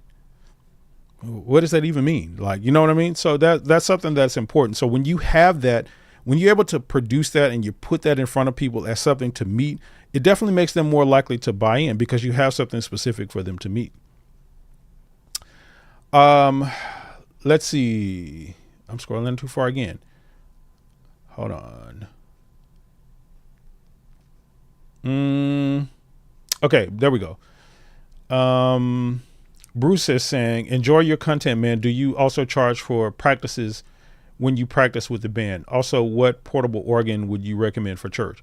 Two good questions there. So generally speaking, do I charge for rehearsals? I wouldn't put it in those terms. I just want, if there's going to be a rehearsal and a gig, I want whatever the price for all of that to be as a whole to be something reasonable for me. You see what I'm saying? Like if you're asking me, I don't know, let's just say something else. If it's a gig and a rehearsal and maybe you want me to meet with the venue owner on a Friday morning for some reason. Like if all of that is included in the package, I want the price that I'm going to charge for that entire package to be something reasonable for me. So I don't look at it in terms of like, I want to charge this for a rehearsal. I want to charge this for the meeting on Saturday or on Friday morning. And I want to charge this for the gig. I look at it as just kind of a whole package thing. That's why I like people to present the whole package to me when they're asking me to do something. Terrence, are you available Friday night, 8 to 12? There's a rehearsal on Wednesday night. It's going to be at this venue from 7 to 9. We're going to do this many songs. I'm going to send you a set list. It's going to be this. You're going to be working with these people. That way I have the whole package in mind. And then when you say, hey, it's going to pay this amount, I can look at that and I can say, that's not going to work for me. Or, yeah, that'll be good. I can do that. So I'll be at the rehearsal. I'll be at the meeting Friday morning and I'll be at the gig. So that's kind of the way I prefer to kind of look at stuff. So I hope that helps. And then you asked about the portable keyboard for organ. I mean, you don't get better than a Nord, man. You don't get better than the Nord organ for keyboard organ for church. You don't get better than that, than any Nord. I got my Nord over here in this closet right here. You guys see this closet, right? That's the closet. It's literally my Nord Stage 2 sitting in there. And I got a keyboard sitting right here in front of me. You guys can't see it, touching the keys on it now. I just got this. This is a new Roland V Stage. This is a good option for you too. It has a really good organ on there. If you want something portable for a keyboard. So those are the two I would recommend for that. So Wendell also saying, I'm looking at getting a booth at a bridal expo, but it's $800. Is it worth it? Yeah, Wendell, were you on last week when I talked about that? Or was it last week or week before last? It's definitely worth it, man. At least in my experience. I know there's a lot of different bridal expos. Some of them are a lot bigger than the other ones. $800 for an expo is really a good price. I think the last time I did one, it was like $2,500. It was like $2,500. It was a larger one though. But I'm telling you, at those bridal expos, Yes, it's absolutely worth it. Now, I can't promise you, I'm not going to promise you that you're going to get, all of these gigs and all of this work and stuff from them. I think the likelihood is that you will, because again, people show, it's like asking like, hey, should I start this burger restaurant in the middle of this town where all of these people are super hungry? The answer is yes, because you're going to have people come in there. So the bridal expos, you have people coming to those expos specifically to hire vendors, to look for people who can do the wedding dresses and, venues and all, provide music, provide flowers, music, food, all of this kind of stuff. You have people come there specifically for that. So if you have a presentation to where you have a booth set up to where you can present that, I don't like being absolutist or guaranteeing anything, but I can say that the likelihood of you getting a lot of work from doing that is really, really high. And at the very least, at those expos, you make a lot of contacts, because there's a lot of people, especially like if you got it on a Saturday and you got it for a certain amount of time, there's going to be a lot of people walking through there. You can hand out business cards. You can hand out your, products, or, scan a QR code and all of that kind of stuff.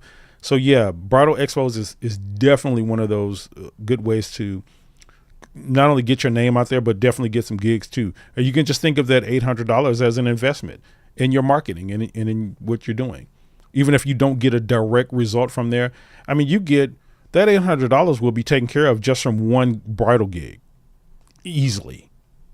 I mean, you'll double that with one gig. I mean, easily. So yeah, that's definitely where $800 is not a bad price. But again, I don't know the actual expo, and I don't know the town. So I don't know if it's like something really huge or something really small. That kind of goes into it too. So hope that helps, Wendell. Art is also saying, I feel just like you on the situation. Why do we need to have rehearsal for the same songs we've been doing? Yeah, man, I'm telling you. Not only the same songs, the same people. Like I play a lot with the same people. It's kind of like everybody else. Everybody has the same people that they like to call and stuff for the gigs. So I have a lot of people I call that are the same people, and I have a lot of people that call me that are the same people. It's like, bro, like why do you want to have a rehearsal? We literally just played together last weekend. Now I know, so it'll always be like one or two people different. So let's say it's me on keys. I got a guitar player, a drummer, and a bass player. Now let's say the next week gig, there's a different bass player, and you want to have a rehearsal. It's like the whole band is pretty much the same instead of the bass player. Send the bass player the music, make sure he's good on it, make sure he learns it, and have him show up for the gig. Why do we all need to get together for this same stuff we just played last weekend, the weekend before that, and years prior to that? Like, it's just the craziest thing to me. But again, please don't, y'all trying to get me on my soapbox again. Let me not. Y'all trying to keep me talking about rehearsals. I'm not going to get on that soapbox no more. All right. Let's see. The Hypnotist Factor says, how do you weed out the musicians that can be toxic to other bandmates while you're creating a group? All the principles, everything that I talked about here, man, it's that same thing. A lot of it sometimes will take a little bit of time, because again, you don't want to be quick to pull the trigger on labeling somebody as toxic. I want to keep saying that. You want to keep trying to label them as that. See if it's stuff that you can work out. See if it's just a misunderstanding first, and then you put those rules and boundaries in place. This is the thing about rules and boundaries. Said they will weed the processes and the rules that you have. Those processes will automatically weed the people out. See, it's hard for somebody to continue doing the same behavior when their pay is being docked. Hello? Start docking their pay. They're going to get mad about it, sure. But I guarantee you one or two things are going to happen. If they want their money, they're going to start showing up on time. They're going to do what they're supposed to do, or they're going to quit. Either way, the benefit is yours, because the behavior is either corrected or you don't have to deal with it anymore. Simple as that. So again, it's about putting those processes and rules in place to where it takes care of that stuff to weed out that behavior. The progressive is asking to say, you covered my comment, bro. Excellent insight. Oh, thank you, man. Thank you for that. KJ is saying, love your content. I can definitely relate to the toxicity of a band. I had to disband my band just to make a new group. Oh, wow. Yeah. It can come to that sometimes. Like, you just fire everybody and start over. It is what it is. But at least it's you look at stuff like that as a learning experience, no, though. So now that you know moving forward that, hey, this is the way that I'm going to handle this. This is what I have to do things differently. So you just use it as a learning experience there, KG. Avatar saying thank you for answering. Love your content. I realized that after a while, and I started getting others to buy in.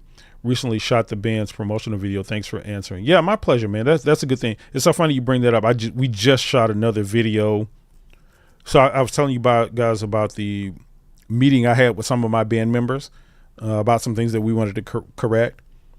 We shot a band video the same day, and it was a good time because we shot the video, we had fun, and then afterwards we went out to have some dinner.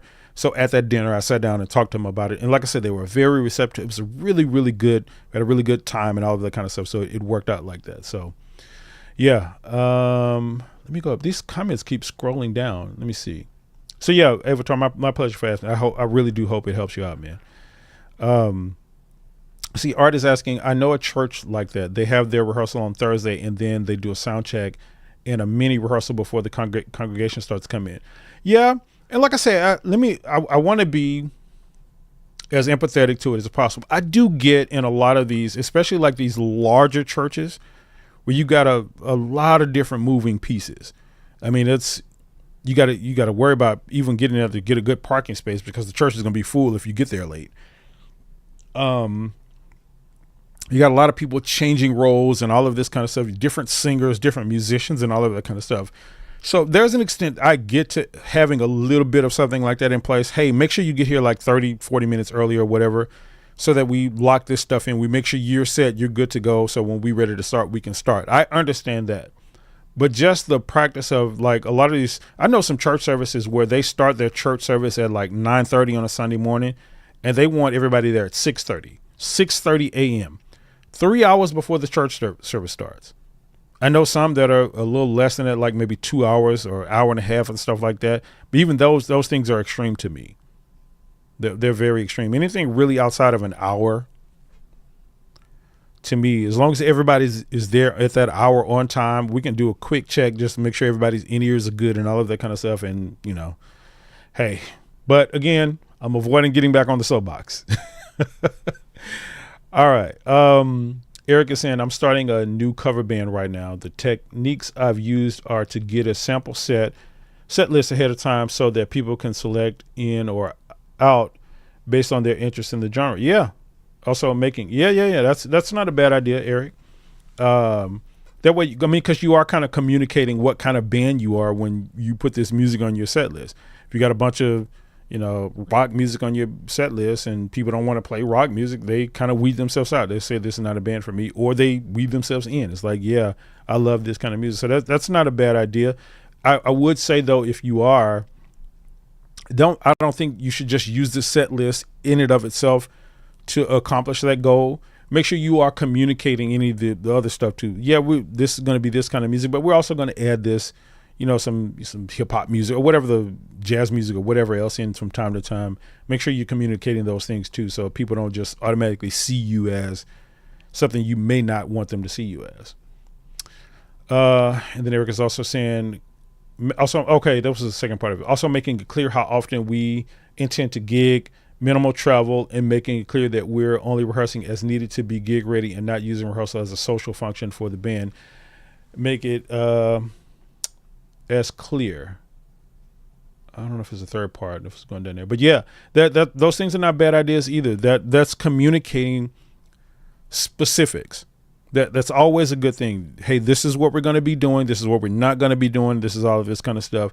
With the rehearsals, I would say, I don't necessarily think, and this is something that I may change my mind on later, but you're saying that the rehearsals are not social functions for the band.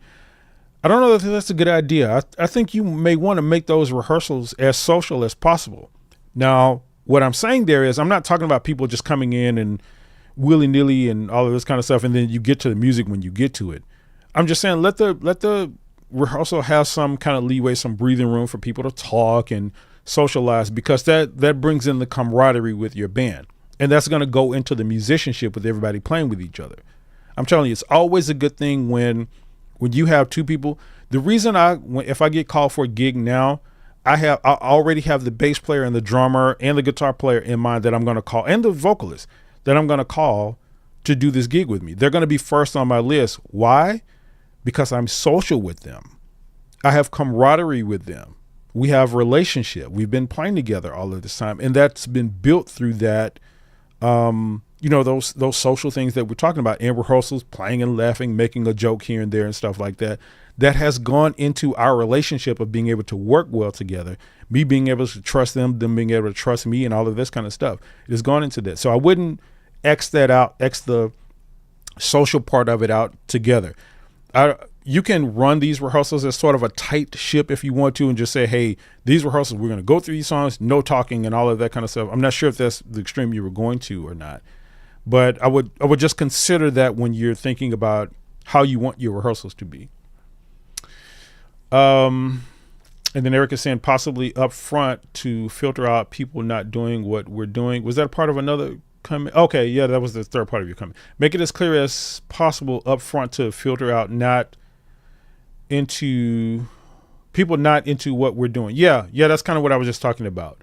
It is really good, Eric, that you're being clear about the vision and about you being clear about what you want it to be and about what you don't want it to be. I would just really be careful though about drawing hard lines like that with things that don't necessarily need to be hard lines, like the rehearsal and stuff that you're talking about. Like just, allow a little bit of that. And if it gets to the point to where it's being unproductive, then correct it from there. Richard, you saying, have you talked about ego yet? Referring to musicians that think that there's their way or the highway. Yeah, I've actually done an entire video on ego. Yeah, I did. It's been a few years since I've done it. That's a really, really big thing. It's something I'm glad you're bringing it up, because I've gotten a few questions about that with dealing with musicians and stuff, ego. So we actually may do that next week. I may do one of our live streams next week about, talking about that and how to deal with that. But it absolutely goes into like some of the same stuff that we've been talking about here too today. Richard. Okay, let's see. We got a few more. See, every time I scroll, like this thing just like goes. These chats are crazy on YouTube. So let me go back up. So I did that. Okay, so we were just at Richard. So now we are at Wendell. So Wendell's saying it's a New Orleans expo in the convention center. Rep told me there would be about 800 bars. Yeah, good stuff then. You good to go. New Orleans, like I said, we talked about you being in New Orleans last week. I think we talked about. Yeah, so like I said, I'm a Louisiana native, man. Shreveport is my hometown, so I know that area. I got a lot of friends that live in the New Orleans area. So yeah, it's a good place to be. That's a good place to be. If you got the money to do it, go ahead and invest in it. Just use it as an investment. Robert's basically saying a toxic member can hold the whole project hostage. Yes, and amen. They absolutely can. They can. It's that whole saying of that old adage of one bad apple can spoil the bunch. It is really true when it comes to this toxic stuff with like toxic musicians and stuff like that. They can mess things up and make it bad for everybody.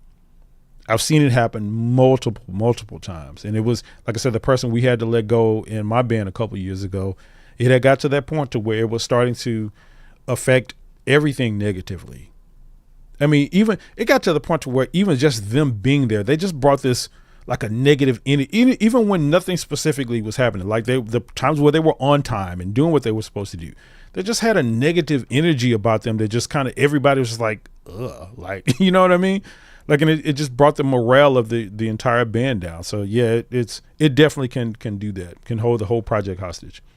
Richard saying, how do you handle a band member who isn't great at communicating? How would you approach them about it without sounding like a toxic band member myself? By the way, love your content, super helpful. Oh, thank you, Richard. That's a really, really good question. So again, what I found is with people who you're trying to communicate with that they themselves aren't good with communicating, it's not, you don't really even need them to be. If it's something that's going on with them that's an issue, and you bring it to them and you say, hey, can we talk about what's going on, and they're still kind of closed about it, you can still be a little understanding and empathetic about it. You can say, Yeah, I mean, okay, well, I understand you may have some stuff going on, but I really want to talk about like this, the goals and stuff for the band, because I really want to help you out if there's anything that we can do to help you with whatever the issues is that they're displaying, them being on time or whatever and all of that. I really want to be able to help you with this. So I'm here if you need to talk to me. But from now on, I really need you to be on time. If something goes down where you can't be here, I need you to let me know ahead of time.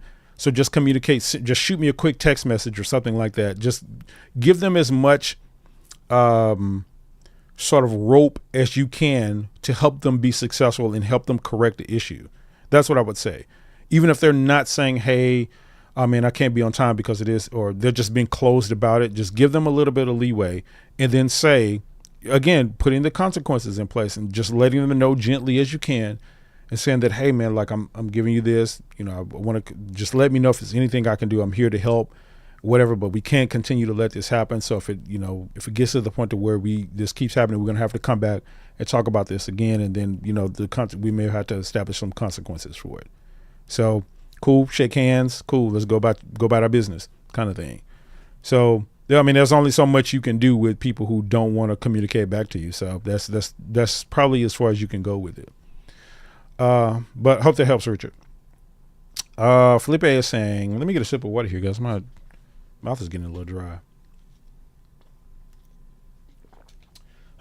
Yeah, Felipe is saying 100% agree with articulating your boundaries and expectations up front and checking in regularly about fluctuating capacity, assignments, and deadlines. Yes, man, absolutely. That's the way to do it. And that's just the way that successful teams and businesses do stuff. And I'm not even talking about, I know a lot of us tend to kind of model like these big companies and, be these hard asses like the Jeff Bezos and all of these people, Elon Musk and all of this kind of stuff. You'll hear a lot of them, Steve Jobs and all these people talk about, how they had to do this to be successful and all of that kind of stuff. I've always thought that if you get people to relate to you and to understand and you approach them with empathy and sympathy, but also having, boundaries and stuff in place, I've always thought that that's a better situation. And I've thought that because it's been demonstrated to be true. Here's something that if you guys are readers, one of my favorite books, and this is actually, you can get this on audiobook. There's an audiobook called, oh my God, why am I freezing on the name?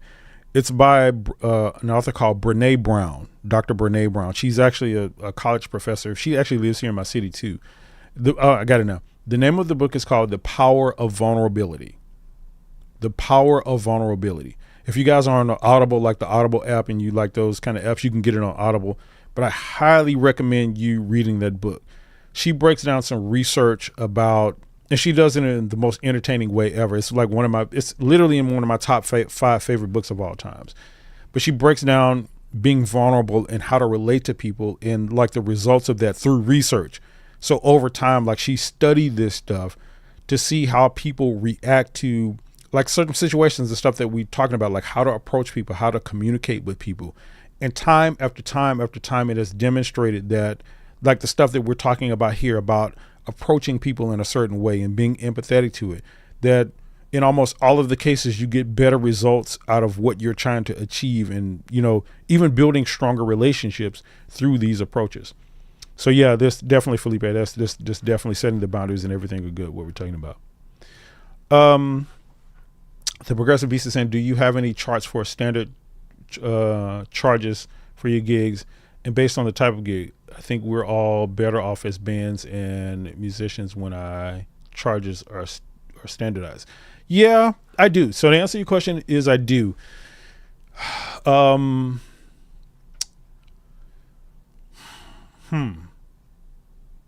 I think what you're saying there is, I think I mostly agree with, but I do think it's a little bit of both and not either or. So what I mean by that is I have my standard stuff. Sure. I have gig sheets for pretty much all of the situations that I offer. If I'm doing a 3-piece band, it's just me, a bass player and a guitar player, and we're doing some instrumental stuff, or me, bass player and a drummer, I got a price for that. Got another price if I add a 4th member, a guitar player. Got another price said if I add a vocalist or 2 vocalists. I have all of that written out and I have my standard prices for that ready to send anybody at a moment's notice. But I also have just kind of like what I've been talking about in this presentation about talking to people and allowing leeway. I have leeway in some stuff like that. I have room for negotiation. These are not, they're standardized, but they're not hard lines. If someone comes to me and says, Terrence, so let's say my normal price to go play, let me just make up a scenario, a 2-hour gig where I'm playing a solo gig and I'm just playing piano with some backing tracks or something like that. And I'm doing 2 hours and just say my price is $1,000. That's on my price sheet. Now, let's just say somebody says, okay, well, Terrence, we want you to come play these 2 hours, but you don't have to bring anything. We got the back line. We're actually going to provide the same keyboard that you bring, that you have for yourself, so you don't have to bring your own. We got the back line. We got food and drinks and all of this kind of stuff. And we only want you to play, 35, 40 minutes instead of that. And then some of that time you may not even have to play because we're going to have some breaks between that. So can you do that? So like that $1,000 will probably change. Like for something like that, I can go down on my price, just allow a little leeway to be able to negotiate with them. And I'll use that as a negotiation tactic. I will say stuff like literally like, okay, yeah, that's cool. I can do that. But my ask is if you have this event again next year, you hire me for the event next year. And I always say stuff like that in a joking way too. So we kind of have an understanding. So I'm building a relationship with them as well. So yeah, to answer your question, Progressive, both of them are, it's a both and for me, not an either or. Like you have your standardized prices, what you normally charge, but you allow a little bit of leeway for negotiation and stuff like that to where you can leave room to build relationships with people over time and stuff like that. Let's see. Eric is asking, let's say I'm contrasting. Is that what you meant to say? I'm contrasting with the bands that are built around rehearsal, whether they need it or not, because they deem rehearsals every week as more important than gigging. Oh yeah. I see what you're saying there, Eric. Yeah, I got you. Yeah, that's a whole different. Man. Rehearsing every week and you're rehearsing on these same songs because you think you need it. There's a lot of newer bands that do that because they think that they need to be really good on music and stuff like that before they start accepting gigs. And this is for what I'm about to say now is for anybody out there that has that mindset. You don't. Matter of fact, the analogy I use for this all of the time is you can get into a classroom and start learning about driving a car and all of the turns and all of the handling the gas pedal and the brake, the steering wheel and turning on your signal and mirror and all of that. But the way you really learn is you get behind the wheel of the car, you get on the street and you start driving. And you get in those situations to where you have to react to other drivers and all of that kind of stuff. Is it a risk? Yeah, it is. But that's the only way you learn. And you minimize the risk as much as you can. You wear your seatbelt, you get insurance, you drive on back roads and stuff like that until you get the stuff down. And it's the same thing that goes with gigging. You get in the classroom, you do your rehearsals, you get the songs down as good as you can and all of that kind of stuff. And then your goal should be to get on a gig as soon as you possibly can. So you can get into the car, so to speak. So you can figure out how to start driving. That's the way that you do that. So I hope that helps. Let me see. Yeah, the comments are scrolling down. Let me go back up. Okay, yeah, just a few more here. Richard saying great answers. Thank you so much. Yeah, my pleasure, Richard. I'm glad you're getting value out of it.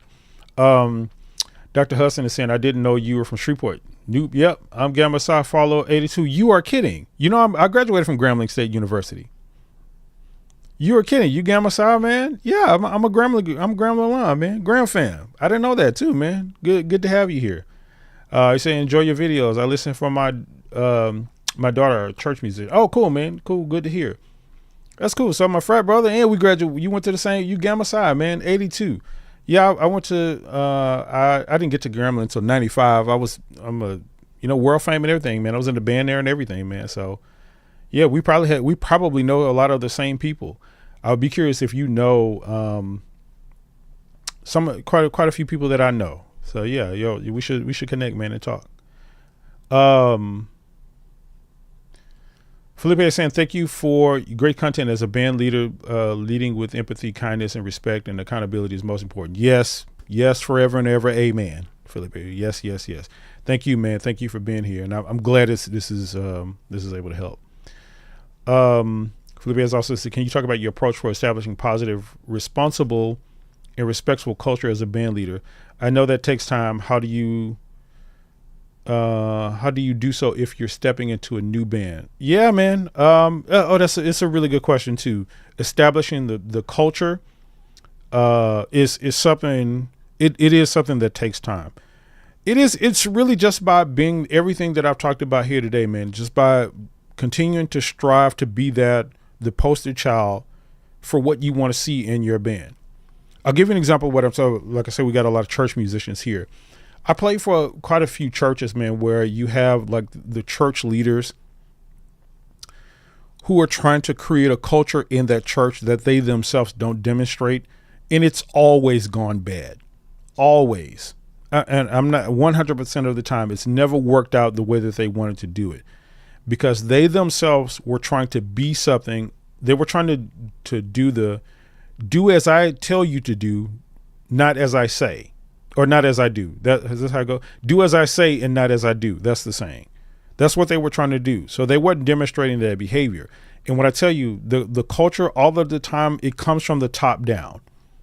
When you have an empathetic and, sympathetic person at the top that's understanding and all of this kind of stuff, you're going to create those people around you. You're going to attract those kind of people around you. And that's going to become your culture.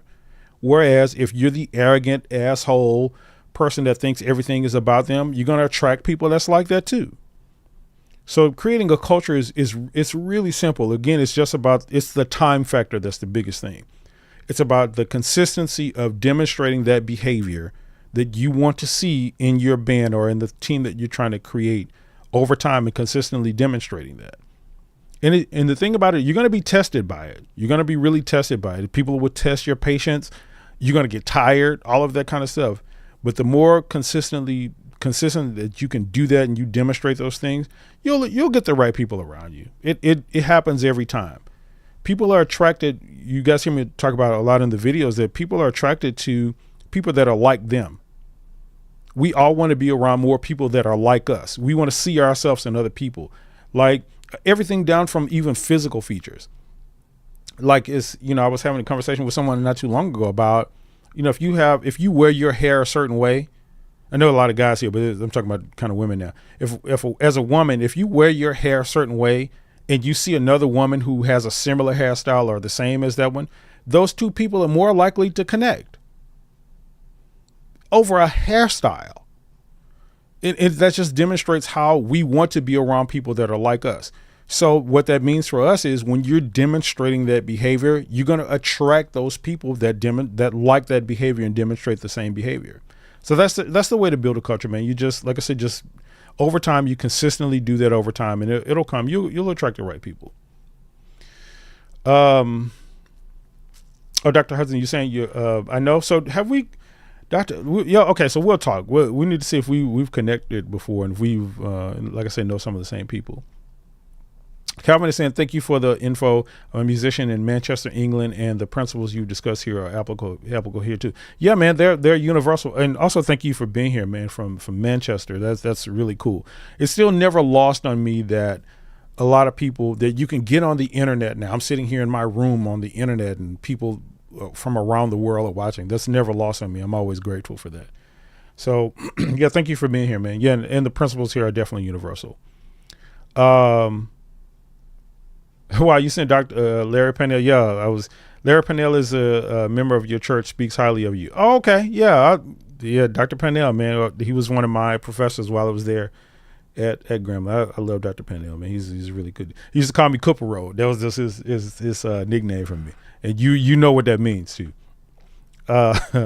So let's see. Artist saying, hopefully I can make it to Texas one day. I hear y'all have a great music scene out there. Yeah, it's pretty cool here. The music scene here is pretty cool. I think I've learned, it's so funny that you bring that up because I think I've learned as I've been talking to more musicians and stuff from around the world in different cities and stuff here in the United States and learning about the music culture and the stuff that's going on in their cities and thinking about mine in comparison. I just by comparison from what the stuff I'm hearing from them, it's like, I think we have it good here in Texas. So it's a pretty diverse, especially my city here is Houston. It's a pretty diverse city. You got a lot of people from pretty much all over the world that live here and that come from different states. A lot of people are migrating here now from like the West Coast because the cost of living in like California and all of that kind of stuff is so high. A lot of people, kind of have migrated here. So you got a lot of different cultured people around here that likes different stuff. So that's always a good thing. So you have a good music scene where people show up and stuff for music and gigs and stuff like that pretty regularly. So yeah, it's pretty cool. Felipe is saying, thanks for answering my questions. I've followed you for a while and I've implemented your advice, like your advice of not accepting low paying gigs and that freed me up for better projects. Oh man, thank you for sharing that. It's always really good to hear. That's something I've said is help people. All I do here, man, is like I try to put out this information that I wish somebody would have told me when I was going through all of this stuff. It would have saved me so much more time. I learned a lot of this stuff that I'm talking about here just by being in the fire and kind of being thrown out there and having to learn it myself over time. And it took a lot of time to learn it. And I'm glad I have, but I really wish I would have had somebody to show me and teach me and guide me in these ways and the stuff that I'm talking about from early on. So I'm really glad. So thank you for sharing that, Felipe. And I'm really glad that the advice has helped you. I'm just saying yo to the noobs. Oh, we got a couple of noobs on here. All right, good to see you guys, man. That's always good to see my frat on here. MJC is saying our step show coach crossed that Gremlin, Damon Borders. Do I know Damon Borders? I wonder if you know any information about it, telling me what year he crossed. And I may know who that is. The name actually sounds familiar. Damon Borders. I have to kind of look at my network and see. Wendell saying my sister went to Grambling class of 92. Sorry, went to LSU class of 2000. Oh man, you still Louisiana native, man. It's all good. Yeah, everybody, it's all good, man. LSU, Southern, Grambling, man. We all family at the end of the day. We'll talk about each other. We'll talk noise about each other's football team all day. But it's all love, man. It's all love. It's that Louisiana connection, man. So that's good to hear. Your sister, class of 92. Oh, that's pretty cool. Yeah, man. So yeah, all love there, Wendell. It's just stuff like that, us connecting over stuff like that. You see, I never would have known that without us talking about that kind of stuff. And then, again, that makes it more likely. Just think about, so somebody asked me, who was that earlier, about asking me about creating the culture in there and about all of that kind of stuff and us demonstrating. You see how we're just on this chat now finding out that we're alike and that we have these connections in so many different ways. Now, let's just say I told Wendell and Dr. Hudson that, hey, I wanted to start a band. They would automatically be more likely to be like, yeah, let's do this, man, because we just connected on that level. You see what I'm saying? That's the good thing about this kind of stuff. So yeah, that's really cool. And that was the last comment, guys. Oh my God, we have been going on here almost 2 hours. This has been the longest one. Usually on Wednesdays, the past couple of Wednesdays, we've been doing live streams. I've had gigs on Wednesday night. I have a residency gig that I do on Wednesday nights. This is the first Wednesday night I've been off in a pretty good while. So usually I would have to jet from these live streams and get ready to go to my gig, but I don't have anything to do this evening. Once we get off here, I'm going to grab something to eat, get some dinner, and I'm going to chill out for the rest of the day. So that's why we kind of stayed there so long. So thank you guys so much for being here. Again, I hope everything that we've talked about has helped. You guys let me know, I can't remember who the name was that told me earlier that you're going to try something, or you're going to have a meeting with one of your bandmates. Please report back when we live stream next week. Even before then, if you have the meeting before then with them, please report back and let us know. I'm definitely going to report that as you let me know. Report that to everybody so we can see how this stuff works for everybody, right? So definitely report back.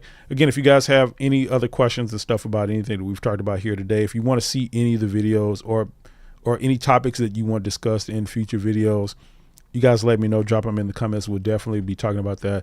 I definitely want to keep connecting with you guys. This is therapy for me as well. So it's really cool. So I'm really glad to connect with all of you here. Wendell, MJC, Art, Dr. Hudson, all of you guys. I mean, Felipe, I'm trying to call everybody's name, but I know I'm going to miss somebody. Eric, all of you guys, man, thank you so much for being here and consistently being here. Bruce, Memphis, Mike, all of you guys, man. FTM has been here consistently. Thank you for being here so much.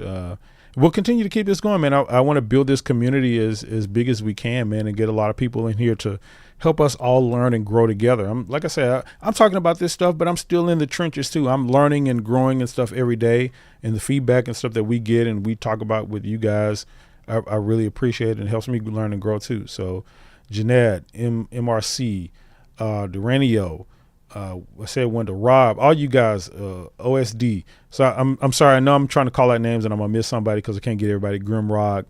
I actually think I may have gotten most people. So if I forget your name on here, sorry about that. Thank you guys so much again for being here. We're gonna call it there. Actually, artists asked me one final question. They asked me, how do I feel about corporate gigs? It's a kind of very general question, man. I love corporate gigs. That's 90% of the stuff that I do. That's where the big money is. So, woohoo, corporate gigs. I'm not even being funny about that. Yeah, man, do the corporate stuff. So again, I hope that helps. But so, yeah, guys, if that's it, we're going to call it there. Thank you guys so much for being here. Tune in next week. We're going to try to go live on Wednesdays around the same time. So 3 o'clock, maybe 2 o'clock sometimes, maybe 4 o'clock other times.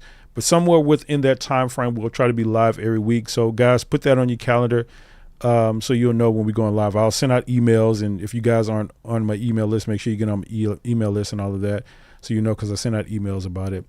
And for that, we will call it quits there. Thank you guys so much for being here. See you guys in the next stream. Go make some great music. Apply these principles. Have a great evening.